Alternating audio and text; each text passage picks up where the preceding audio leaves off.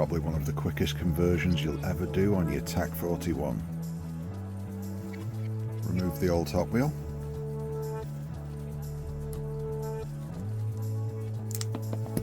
Alright, set that aside. O-ring. So, oh yeah, fine thread adapter.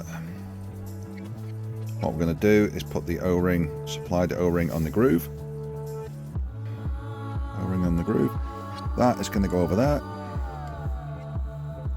Make sure that that isn't binding, it's nice and it's not too tight. It's a tolerance fit in with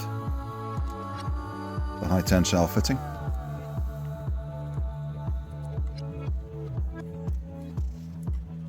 Alright, and we're literally going to take that till it's tight and then just nip.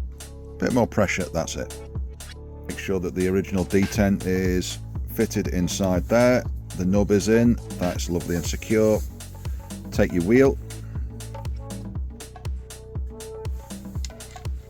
Simply screw it on.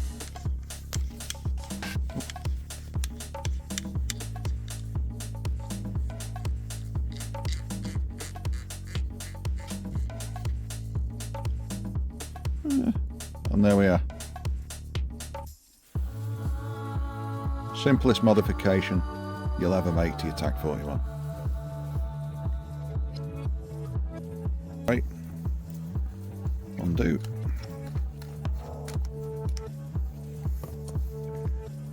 The whole unit will come off, leaving you access to the nub.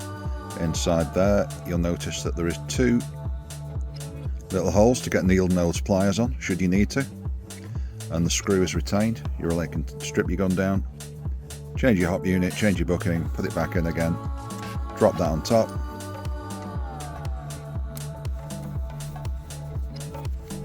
Tighten it back up.